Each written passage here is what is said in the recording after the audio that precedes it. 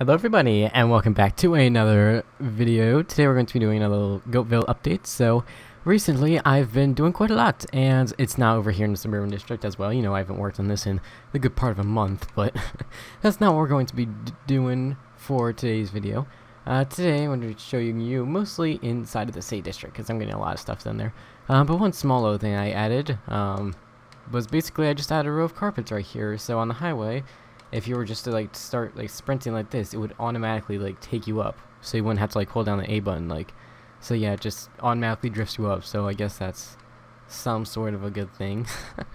But yeah, aside from that, let's go over here towards the main city and take a look at some of the buildings. So I expanded the river all the way out to here. Originally it came out to about right here, but I expanded it out, so now it comes all the way down here. So I think that was a pretty good addition. Start to do a little bit of landscaping over here. But aside from that, if we come up here, worked a little bit more on these roads, just added some of that, and around here I also added more the road details and stuff. And I also added in this back road too, so that was a pretty good little addition right there. And right here, this is probably one of the most city looking parts of this, because I really like the way it's turned out. It looks really kind of realistic too. But here in the back, instead of putting a restaurant or something like that, I was going to, I decided to put in a parking garage, just because, well, not really a parking garage, just a little parking lot for the Goatt Hotel, just because I thought it would have a little bit of a better feel. And there was really no parking for this anyway, so I thought this would be the best place. There are 12 apartments in here, and there are how many are there? 17, well, it was 14 parking spaces. So yeah, that's I guess it is realistic, because now there'll be plenty of parking spaces for everyone. And yeah, we just got ourselves a nice little view right here for Goatt. And over here I did a little bit of exterior small details. I closed off this, nothing much there. And I also put a small little sewer right here. It just leads down to a small little lake that's below this. I'll probably have a big sewer system all connected, because I'm going for realism here. And aside from that, just have a few cars and stuff like that. And yeah, let's go over here, and this is a fire escape. So yeah, this was a really bland wall. It was probably the blandest, most simplest part of this whole building right here. Just because it was kind of the side part, and there was really nothing to it.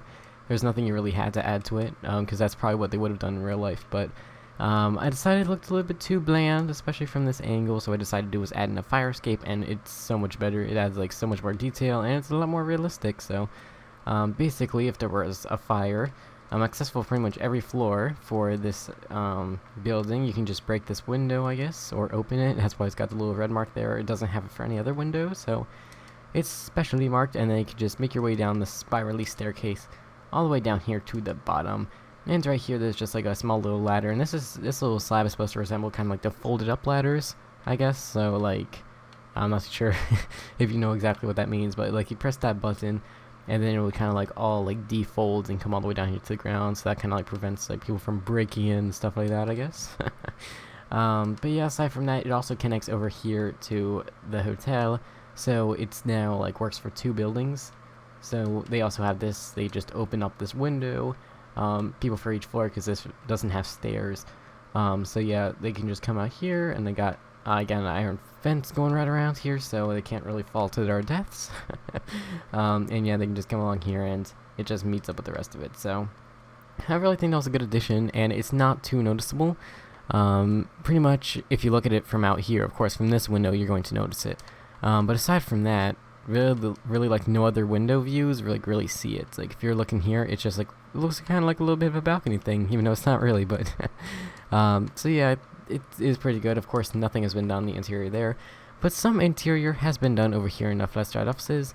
All the exterior is done. I put in that small little nice little garden right there, so that's a nice addition. Here in the Fleshlight offices, let's go inside of the front, and I completed the entire first floor, so that's pretty good. I only have 8 more to go. So yeah, this is what we were working on in the last episode, I think. Here's a small little desk where the receptionists, I guess, are. This is a open kind of thing. So yeah, of course, there's always going to be an open ceiling inside of each and every skyscraper. Not each and every one, but it's going to be kind of a consistent theme. I have openings in the ceiling, so it allows a lot of natural light in. Which is much more effective than glowstone and sea lanterns and stuff like that. This is just access to each floor. Of course, have the elevators and the stairs down for each one. This little door just leads to a small closet, which I have not done yet. Alright, so I guess I haven't finished the first floor. But yeah, if we come down here, this is just a small hallway. In here is a conference room. Basically, we just got ourselves a little whiteboard, a little projector up here as well, and a little bit of a table. And over here is kind of like a little bit of storage space, just for like filing cabinets and chests and other stuff like that. So yeah, that's just a little bit of extra detail. And if we come over here, it's a nice little water fountain embedded into the wall. I really like the way that looks. And if we come back here, this kind of looks a little bit of a separate room. We got ourselves a printer over here. I'm not too sure if you can see that, like the stacks of paper, and this is like what it prints the paper out onto. So I think that's a pretty nice addition. Got ourselves a water dispenser, a little coffee pot, and stuff like that. And if we come in here, this is a large, just I guess cafeteria. That's what I say it. And here is the red marked window, so people can escape from there in case the fire like breaks out from the opposite side of the building. But yeah, mostly just filled up with this. Got a few vending machines, another little water fountain. Not too sure what I'm going to put over here, but I did put in a restroom right here, and of course we got ourselves a customized sign, I guess. I mean, it's not the best, but this is like as best as I could do. It's basically like two little stick figures. One's supposed to be male, female, so it's just one kind of simple bathroom. So yeah, that was a pretty nice addition to it. And if we come out here, look out into the alleyway, right off here to the side, I really like the way this looks. So we just got ourselves a few spare construction materials off here to the side, but right here is kind of like a little bit of a closed off area, mostly because it looks like extremely open, like especially if you walk around here, because this is generally like a little bit of a luxurious kind of office building, not really luxurious, but like not completely cheap, so I kind of wanted a little bit of seclusion right here, which is where all the dumpsters are, and a bunch of trash cans and stuff like that, and I put a few pebbles around here, more like buttons, but but yeah, that's basically that. And now the final thing, wow, this is going on for quite a while, is this building. So this is a brand new building which I'm going to start, and it's going to be another hotel, I guess. Yeah, it's going to be a hotel, and it's going to be a pretty interesting theme, and it's basically called the Night Hunt Inn and Suites. So it's going to be a nice little hotel, address 1002. I'm trying to go with like buildings on the right are even numbers, buildings on the left are odd numbers, but I kind of realized earlier that either building could be right or left depending on which way you're going. Like right here, that building could be on the right, but if you're going the opposite direction, it would be on the left. So yeah, it's kind of hard to depict, so I think I'm just going with what I currently am. So that's 1001, 1003, and 1002. So yeah, I'm going to have nice, lovely addresses for each one. And basically, I have this little like logo for it, which is pretty nice. I kind of like the way it looks. So, Nitompt basically means like a new land is pretty much what it could translate to, or like a new plot, because it's kind of like the second one, because you kind of got this one and then you got this one. Basically, you're gonna be separated from by roads from the other one. So I thought that was a pretty nice fitting name for it.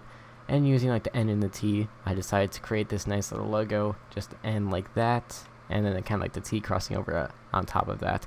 So yeah, the hotel is doing pretty good. It went through a lot of different changes on like the looks of it, because I was working on this basically all day, several hours. And I put like a lot of time into it. Like I stayed like strangely on track for basically all of it. So up here we got the logo in dark oak wood. But originally it was like all completely flat up against the wall, because it was modeling this off like a kind of like a real life hotel. But that, of course, didn't look good, so I added a little bit of depth to it, and that looks pretty nice, and yeah, I just kind of did that. And originally, it was going to be like 50 blocks wide, then I reduced it to like 40, now it's like 35, so that took a lot of different adjustments, so I really like the way this turned out. I just did the facade of it, and I wanted to do I'm just going to continue around the sides.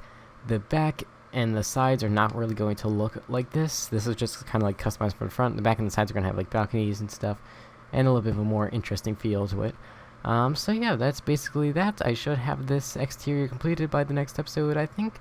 But aside from that, few future ideas. Behind this, I'm probably going to put a parking garage. Just a little bit of a bigger one, and it's going to be able to hold like a lot of different cars, well, like a lot of them, so that should be pretty nice. And over here, I do have plans for something very interesting, but I won't reveal that for quite a while. Not really quite a while, maybe like an episode or two, so I'll probably reveal it within the next week. So Yeah, that should be a really nice, interesting project, which I'm quite excited for. So it's gonna be my next mega project, I suppose. So, yeah, that'll be for this episode.